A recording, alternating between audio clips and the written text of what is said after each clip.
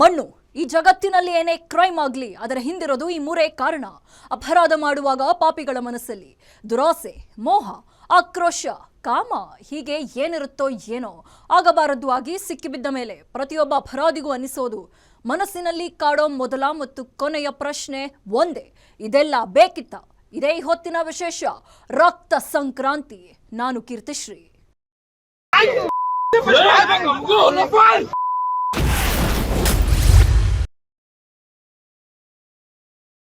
ಜನವರಿ 15 ಗುರುವಾರ ಇಡೀ ರಾಜ್ಯದ ಜನ ಸಂಕ್ರಾಂತಿ ಸಂಭ್ರಮದಲ್ಲಿದ್ದರು.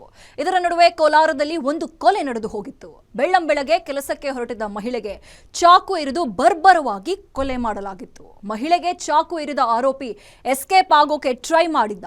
ಅಲ್ಲಿದ್ದ ಜನ ಅವನನ್ನ ಹಿಡಿದು ಧರ್ಮದೇಟು ಕೊಟ್ಟಿದ್ರು. ಇಷ್ಟಕ್ಕೂ ಈ ಕೊಲೆಗೆ ಕಾರಣ ಏನು, ಕೊಲೆ ಆಗಿದ್ಯಾರು ಅಂತ ನೀವೇ ನೋಡಿ.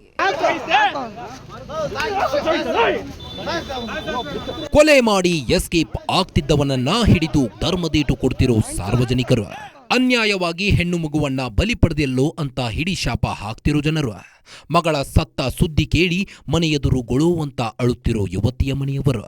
ಈ ದೃಶ್ಯಗಳು ಕಂಡು ಬಂದಿದ್ದು ಕೋಲಾರದಲ್ಲೇ. ಇದಕ್ಕೆ ಕಾರಣ ಯುವತಿಯೊಬ್ಬಳ ಕೊಲೆ.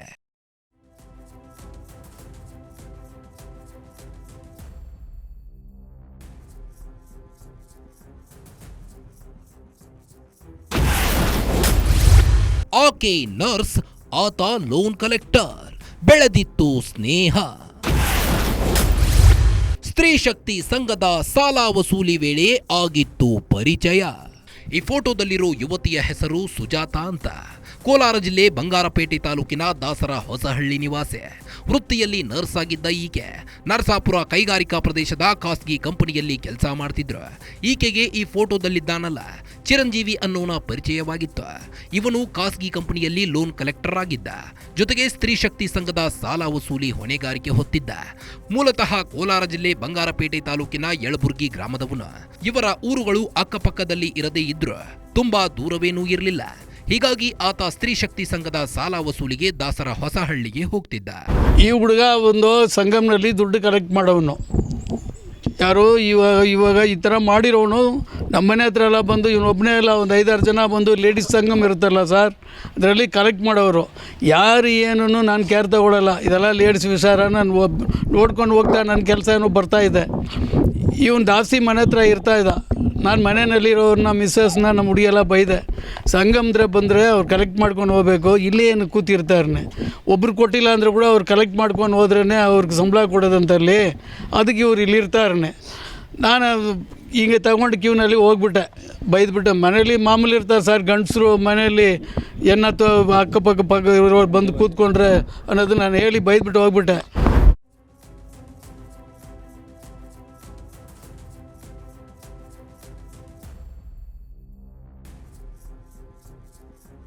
ಖಾಸಗಿ ಕಂಪನಿಯಲ್ಲಿ ಕೆಲಸ ಮಾಡಿಕೊಂಡಿದ್ದ ಚಿರಂಜೀವಿ ಸ್ತ್ರೀ ಶಕ್ತಿ ಸಂಘದ ಸಾಲ ವಸೂಲಿಗೆ ದಾಸರ ಹೊಸಹಳ್ಳಿಗೆ ಹೋದಾಗ ಸುಜಾತ ಪರಿಚಯವಾಗಿದೆ. ಹೀಗೆ ಇಬ್ಬರ ನಡುವಿನ ಪರಿಚಯ ಸ್ನೇಹಕ್ಕೆ ತಿರುಗಿದೆ. ಇಬ್ಬರು ಮೊಬೈಲ್ ನಂಬರ್ ಎಕ್ಸ್ಚೇಂಜ್ ಮಾಡಿಕೊಂಡು ಫೋನಿನಲ್ಲಿ ಮಾತನಾಡಲು ಆರಂಭಿಸಿದ್ರು. ಕೊನೆಗೆ ಇಬ್ಬರ ನಡುವೆ ಬಹಳ ಸಲುಗೆ ಬೆಳೆದುಕೊಂಡು ಬಿಟ್ಟಿತ್ತು. ಈ ರೀತಿ ಸಲುಗೆಯಿಂದಲೇ ಆಕೆಗೆ ಹೆಚ್ಚು ಸಾಲ ನೀಡಲು ಆರಂಭಿಸಿದ್ದ. ಇದರಿಂದ ಅವರಿಬ್ಬರ ನಡುವಿನ ಸಂಬಂಧ ಮತ್ತಷ್ಟು ಗಟ್ಟಿಯಾಗಿತ್ತು. ಆಗ ಶುರುವಾಗಿತ್ತು ನೋಡಿ ಚಿರಂಜೀವಿಯ ವರಾತ.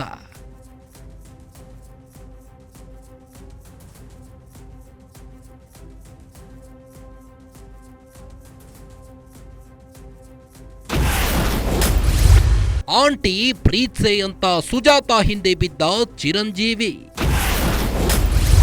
ಮದುವೆಯಾಗಿದ್ದನ್ನ ಮುಚ್ಚಿಟ್ಟು ಪ್ರೀತಿಸಲು ಒತ್ತಾಯ. ಈ ಸುಜಾತಾಗೆ 11 ವರ್ಷಗಳ ಹಿಂದೆ ಮದುವೆಯಾಗಿತ್ತು. ಆಕೆಗೆ ಒಬ್ಬ ಮಗ ಕೂಡ ಇದ್ದಾನೆ. ಆದರೆ ಆಕೆಯ ಸಾಂಸಾರಿಕ ಜೀವನದಲ್ಲಿ ವೈಮನಸ್ಸು ಮೂಡಿ ಗಂಡನಿಂದ ವಿಚ್ಛೇದನ ಪಡೆದಿದ್ಲು. ಇದು ಗೊತ್ತಾಗಿ ಚಿರಂಜೀವಿ ನನ್ನನ್ನ ಲವ್ ಮಾಡುವಂತ ಆಕೆಯ ಹಿಂದೆ ಬಿದ್ದಿದ್ದ. ಹೀಗಂತ ಚಿರಂಜೀವಿ ಏನು ಅವಿವಾಹಿತನಾಗಿರಲಿಲ್ಲ. ಬದಲಿಗೆ ಆತನಿಗೆ ಈಗಾಗಲೇ ಮದುವೆಯಾಗಿ 2 ಮಕ್ಕಳಿದ್ದಾರೆ. ಎಷ್ಟಾದರೂ ನನಗೆ ಮದುವೆಯಾಗಿಲ್ಲ, ನೀನು ನನ್ನನ್ನ ಪ್ರೀತಿಸಿದ್ರೆ ನಾನು ನಿನ್ನನ್ನ ಮದುವೆಯಾಗಿ ಚೆನ್ನಾಗಿ ನೋಡಿಕೊಳ್ತೇನೆ ಅಂತ ಆಕೆಗೆ ಗಂಟು ಬಿದ್ದಿದ್ದ. ಆರಂಭದಲ್ಲಿ ಚಿರಂಜೀವಿ ಹೇಳ್ತಿರೋದು ನಿಜ ಅಂತ ಸುಜಾತ ನಂಬಿದ್ಲು. ಅವನ ಮಾತನ್ನ ನಂಬಿ ಪ್ರೀತಿಸಲು ಆರಂಭಿಸಿದ್ಲು.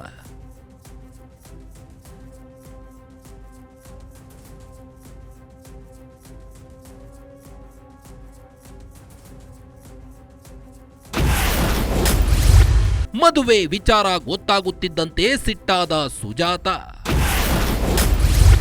ಪ್ರಿಯತಮೆಗೆ ವಿಚಾರ ಗೊತ್ತಾದ ಬಳಿಕ ಕೊಡ್ತಿದ್ದ ಕಾಟ. ಸುಜಾತಾಗೆ ಈಗಾಗಲೇ ಮದುವೆಯಾಗಿ ವಿಚ್ಛೇದನ ಕೂಡ ಆಗಿತ್ತು. ಈ ವಿಚಾರ ಚಿರಂಜೀವಿಗೆ ಗೊತ್ತಿತ್ತು. ಆದರೆ ತಾನು ಮದುವೆಯಾಗಿರೋ ವಿಚಾರ ಸುಜಾತಾಳಿಂದ ಮುಚ್ಚಿಟ್ಟಿದ್ದ.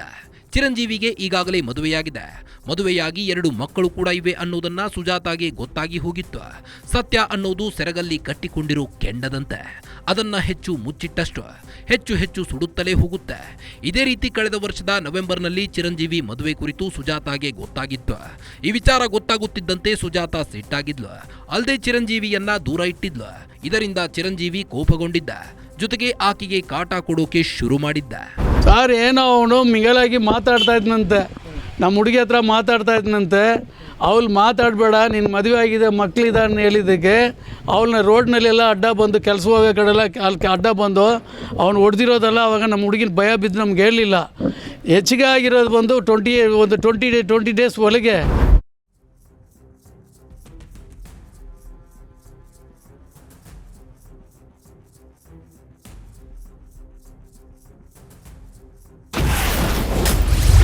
ಪೊಲೀಸರು ಕ್ರಮ ಕೈಗೊಂಡಿದ್ರೆ ನಡೀತಿರ್ಲಿಲ್ವಾ ಕೊಲೆ? ಪೊಲೀಸರ ವಿರುದ್ಧ ಸುಜಾತ ತಂದೆ ಗಂಭೀರ ಆರೋಪ. ಚಿರಂಜೀವಿಗೆ ಮೊದಲೇ ಮದುವೆಯಾಗಿದೆ ಅನ್ನೋದು ಸುಜಾತಾಗೆ ಗೊತ್ತಾದ ಬಳಿಕ ಆಕೆಯಿಂದ ಅಂತರ ಕಾಯ್ದುಕೊಳ್ಳಲು ಶುರು ಮಾಡಿದ್ದ. ಇದರಿಂದ ಚಿರಂಜೀವಿ ಕೋಪಗೊಂಡಿದ್ದ. ನನ್ನಿಂದ ಸುಜಾತ ದೂರವಾಗ್ತಿದ್ದಾಳೆ ಅನ್ನೋದನ್ನ ಸಹಿಸಿಕೊಳ್ಳಲು ಆತನಿಗೆ ಆಗಿರಲಿಲ್ಲ. ಹೀಗಾಗಿ ಸಾಲದ ಹೆಸರಲ್ಲಿ ಆಕೆಗೆ ಕಿರುಕುಳ ಕೊಡೋಕೆ ಶುರು ಮಾಡಿದ್ದ. ಅಲ್ಲದೆ ಕಳೆದ ತಿಂಗಳು ಆಕೆಯನ್ನ ಕಿಡ್ನ್ಯಾಪ್ ಮಾಡಿ ಥಳಿಸಿದ್ದ. ಈ ವೇಳೆ ಪೊಲೀಸರಿಗೆ ದೂರು ಕೂಡ ನೀಡಲಾಗಿತ್ತು. ಅವತ್ತು ಚಿರಂಜೀವಿ ವಿರುದ್ಧ ಕ್ರಮ ಕೈಗೊಂಡಿದ್ದರೆ ತಮ್ಮ ಮಗಳ ಜೀವ ಉಳಿಯುತ್ತಿತ್ತು ಅಂತ ಸುಜಾತ ತಂದೆ ಕೃಷ್ಣಮೂರ್ತಿ ಪೊಲೀಸರ ವಿರುದ್ಧ ಗಂಭೀರ ಆರೋಪ ಮಾಡಿದ್ದಾರೆ. ಓಮ್ನಿ ತಗೊಂಡು ಬಂದು ಇದೇ ಕೋಲಾರ್ನಲ್ಲಿ ಬಸ್ಗೂ ಹೋಗೋವಾಗ, ಕಂಪ್ನಿ ಬಸ್ಗೂ ಹೋಗೋವಾಗ ಇಳ್ಕೊಂಡು ಓಮಿನಲ್ಲಿ ಹಾಕ್ಕೊಂಡು ಹೋಗಿ ನನ್ನ ಮಗಳನ್ನ ತೋಪ್ನಲ್ಲಿ ತಗೊಂಡೋಗಿ ವ್ಯಾನ್ ತೊಗೊಂಡು ಬಂದಿರೋನು ಅವ್ನ ಫ್ರೆಂಡೇ. ಇವನಿಬ್ಬರು ಸೇರಿಕೊಂಡು ನನ್ನ ಮಗಳನ್ನ ತೋಪ್ನಲ್ಲಿ ಹೊಡೆದಿದ್ದಾನೆ, ಕೈನಲ್ಲಿ ಚಾಕ್ನಲ್ಲಿ ಕೊಯ್ದಿದ್ದಾನೆ, ಮುಖದಲ್ಲೆಲ್ಲ ಗಾಯಗಳಾಗಿ ಮನೆಯಲ್ಲಿದ್ದರೆ ಅಪ್ಪ ಕೇಳ್ತಾರೆ ಭಯ ಬಿದ್ದು. ಆವಾಗ ನನಗೆ ತಿಳಿಸ್ತಿರೋ ವಿಷಯ. ಅದಕ್ಕೆ ಮುಂದೆ ಏನು ಹೆಂಗೆ ಇದು ಯಾವ ಥರ ನಡೀತದೆ ನಮ್ಗೆ ವಿಷಯನೇ ಗೊತ್ತಿಲ್ಲ. ಕೇಸ್ ಮಾಡಿದ್ದೀನಿ, ಸುಮ್ಮನೆ ಕೇಸ್ ಮಾಡಿ ಅವನ್ನ ಕಳಿಸ್ಬಿಟ್ಟು ನಮ್ಮ ಮನೆಗೆ ಕಳಿಸ್ಬಿಟ್ರು. ಕೋರ್ಟ್ಗೆ ಹೋಗಿ ಏನ ಮಾಡ್ಕೊಳ್ರಿ ನೀವನ್ನೇ. ಅವನು ಒಳಗೆ ಇಟ್ಟಿಲ್ಲ, ಅವನು ಒಂದು ಏಟು ಕೂಡ ಕೊಟ್ಟು ಹೊಡೆದಿಲ್ಲ. ಅವ್ನ ಮಗಳೇ ಇದ್ರೆ ಅವ್ನು ನೋಡ್ಕೊಂಡಿರ್ತಾನೆ ಸರ್ಕಲ್ ಇನ್ಸ್ಪೆಕ್ಟ್ರು. ಅವ್ನ ಮುಖಾಮೂತಿ ನೋಡಿ ಕೂಡ ಅವನು ಗೆಬ್ಬು ಮುಂಟಾನೆ ಹೇಳ್ದ. ನನಗೆ ಕೋಪ ಬಂತು. ಟೇಷನ್ ಕೂಡ ಎದುರ್ಕೊಳ್ಳಲ್ಲ. ನಾನು ಮಾತಾಡ್ತಾ ಇದ್ದೆ, ನಮ್ಮ ಹುಡುಗಿ ಸ್ವಲ್ಪ ತಪ್ಪಿದ್ದೇನೆ, ನಾನು ಬಾಯಿ ಮುಚ್ಕೊಂಡು ಸುಮ್ಮನೆ ನಿಂತ್ಕೊಂಡೆ. ನನ್ನ ಮಗನ ಆರ್ಮಿ ಸರ್ ಅಂದರೆ ಆರ್ಮಿ ಬಗ್ಗೆ ಹೇಳ್ಬೇಡ ಅಂದ. ಅವನು ಆರ್ಮಿ ಆಫೀಸರ್ನ ಹೇಳ್ದೆ, ನನ್ನ ಮಗನ ಆರ್ಮಿನಲ್ಲಿ ಅಂದರೆ ಆರ್ಮಿ ಮಗಲ್ಲ ಹೇಳ್ಬೇಡ ನೀನು ಅಂದ. ನಮ್ಮನ್ನ ಎದುರಿಸ್ದ. 15 ಡೇಸ್ ಬ್ಯಾಕ್ ನಮಗೂ ಪಕ್ಕಾ ಗೊತ್ತಾಯಿತು. 15 ಡೇಸ್ ಬ್ಯಾಕ್ ಹೆಂಗೆ ಗೊತ್ತಾಯ್ತು ಅಂದರೆ, ಆ ಹುಡುಗಿನ ಅವನು ಓಮ್ನಿ ವ್ಯಾನ್ನಲ್ಲಿ ಕರ್ಕೊಂಡೋಗಿ ಎತ್ತಾಕೊಂಡು ಹೋಗಿ ಇದೇ ಕೋಲಾರಿಂದ ಎಲ್ಲೇ ತೋಪ್ನಲ್ಲಿ ತಗೊಂಡು ಹೋಗಿ ಹೊಡೆದು ಚಾಕುನಲ್ಲಿ ಕೈನಲ್ಲಿ ಎಲ್ಲ ಹಾಕಿ ಎದೆ ಮೇಲೆಲ್ಲ ಒದ್ದಿದ್ದು ಕಾಲಿನಲ್ಲಿ ಎಲ್ಲ ಮಾಡಿ 15 ಡೇಸ್, ಒಂದು 15-20 ಡೇಸ್ ಒಳಗೆ ಕಂಪ್ಲೇಂಟ್ ಇದೆ. ಕಂಪ್ಲೇಂಟ್ ಕೊಟ್ಟೆ. ಅವ್ನು ಸರ್ಕಲ್ ಇನ್ಸ್ಪೆಕ್ಟ್ರು ಕಂಪ್ಲೇಂಟ್ನ ಸರಿಯಾಗಿ ಕೇರ್ ತೊಗೊಂಡಿಲ್ಲ. ಅವನು ಇವಾಗ ಆಗಿರೋ ಒಳಗೆ ಅವಾಗ ಆಗಿದ್ರೆ ನನ್ನ ಮಗಳು ಈ ಥರ ನನ್ನ ಬಿಟ್ಟು ಹೋಗೋವಳೆಲ್ಲ. ಅವನು ಸರ್ಕಲ್ ಇನ್ಸ್ಪೆಕ್ಟ್ರ್ ಲಂಚ ತಗೊಂಡು ನನ್ನ ಮಗಳನ್ನ ಹಾಳು ಮಾಡಿಬಿಟ್ಟ. ಈಗ ಸಂಕ್ರಾಂತಿ ದಿನವೇ ರಕ್ತ ಹರಿಸಿ ಎಸ್ಕೇಪ್ ಆಗಲು ಪ್ರಯತ್ನ. ಸಾರ್ವಜನಿಕರಿಗೆ ಸಿಕ್ಕಿಬಿದ್ದ ಆರೋಪಿಗೆ ಬಿತ್ತು ಧರ್ಮದೇಟು. ಸಂಕ್ರಾಂತಿಯ ದಿನ ಎಂದಿನಂತೆ ಸುಜಾತ ಬಂಗಾರಪೇಟೆ ತಾಲೂಕಿನ ದಾಸರ ಹೊಸಹಳ್ಳಿ ಗ್ರಾಮದಲ್ಲಿ ನರಸಾಪುರದ ಖಾಸಗಿ ಕಂಪನಿಗೆ ಕೆಲಸಕ್ಕೆ ಹೋಗ್ತಿದ್ಲು. ಬಂಗಾರಪೇಟೆಯಿಂದ ಬಂದು ಕೋಲಾರದ ಬಂಗಾರಪೇಟೆ ಬೈಪಾಸ್ ಬಳಿ ಕಂಪನಿ ಬಸ್ಗಾಗಿ ಕಾಯ್ತಿದ್ಲು. ಈ ವೇಳೆ ಅಲ್ಲಿಗೆ ಬಂದ ಚಿರಂಜೀವಿ ಸುಜಾತಾಗೆ ಚಾಕುವಿನಿಂದ ಚುಚ್ಚಿ ಕೊಲೆ ಮಾಡಿಬಿಟ್ಟಿದ್ದ. ಕೊಲೆ ಮಾಡಿ ಎಸ್ಕೇಪ್ ಆಗಲು ಯತ್ನಿಸಿದ್ದವನ್ನ ಹಿಡಿದು ಸಾರ್ವಜನಿಕರು ಆರೋಪಿಗೆ ಧರ್ಮದೇಟು ಕೊಟ್ಟಿದ್ದಾರೆ. ಅಲ್ಲದೆ ಬಟ್ಟೆ ಬಿಚ್ಚಿ ಒಳ ಉಡುಪಿನಲ್ಲಿ ಕೂರಿಸಿ ಬಳಿಕ ಪೊಲೀಸರಿಗೆ ಒಪ್ಪಿಸಿದ್ದಾರೆ.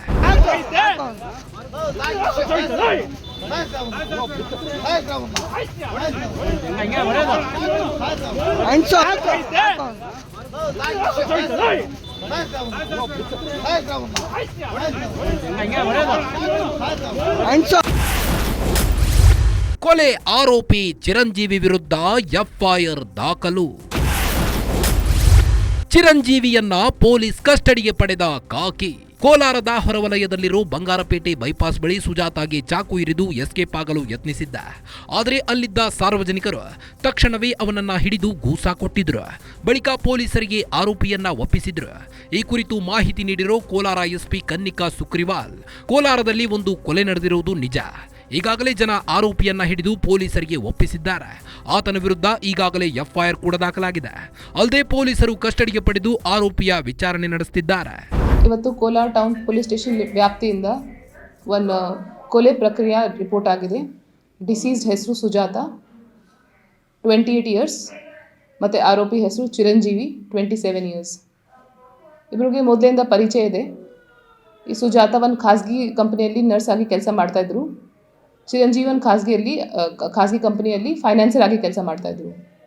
ಸೊ ಬೆಳಿಗ್ಗೆ ಇಬ್ಬರು ಕೋಲಾರ ಬಸ್ ಡಿಪೋಗೆ ಬಂದಿದ್ದರು. ಅಲ್ಲೇನಾದರೂ ಮಾತುಕತೆ ಆಗಿ ಗಲಾಟೆ ಆಗಿತ್ತು. ಅದೇ ಸಂದರ್ಭದಲ್ಲಿ ಚಿರಂಜೀವಿ ಇವರಿಗೆ ಸ್ಟ್ಯಾಬ್ ಮಾಡಿದರು. ಮತ್ತು ಅಲ್ಲಿ ಯಾರು ಜನ ಇದ್ದರು ಅವರಿಗೆ ಹಿಡಿದಿದ್ರು.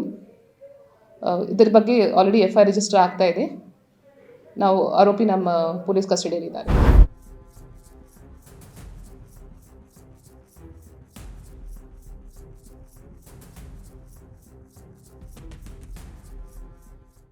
ಇದು ಸಂಕ್ರಾಂತಿಯ ದಿನ ಕೋಲಾರದಲ್ಲಿ ನಡೆದಿರೋ ಹತ್ಯೆಯಾಗಿದ್ರೆ, ಅತ್ತ ಬಾಗಲಕೋಟೆ ಜಿಲ್ಲೆಯಲ್ಲಿ ಆಸ್ತಿಗಾಗಿ ಅಣ್ಣನ ಮಕ್ಕಳೇ ವೃದ್ಧೆಗೆ ಚಟ್ಟ ಕಟ್ಟಿದ್ದಾರೆ. ತಾವೇ ಆಕೆಯನ್ನ ನಾಲಿಗೆಗೆ ನೂಕಿ ಬಳಿಕ ಅವರೇ ರಕ್ಷಣೆ ಮಾಡೋ ನಾಟಕ ಮಾಡಿದ್ರು. ದಾನ ಮಾಡೋದ್ರಲ್ಲಿ ಎತ್ತಿದ ಕೈ ಆಗಿದ್ದ ಅಜ್ಜಿಯ ಸಾವಿನ ಕುರಿತು ಗ್ರಾಮಸ್ಥರಿಗೆ ಅನುಮಾನ ಬಂದಿತ್ತು. ತರಾತುರಿಯಲ್ಲಿ ಅಂತ್ಯ ಸಂಸ್ಕಾರ ಮಾಡೋಕೆ ಮುಂದಾದ ಕಾರಣ ಪೊಲೀಸರಿಗೆ ಮಾಹಿತಿ ನೀಡಿದ್ರು. ಸ್ಥಳಕ್ಕೆ ಬಂದ ಪೊಲೀಸರು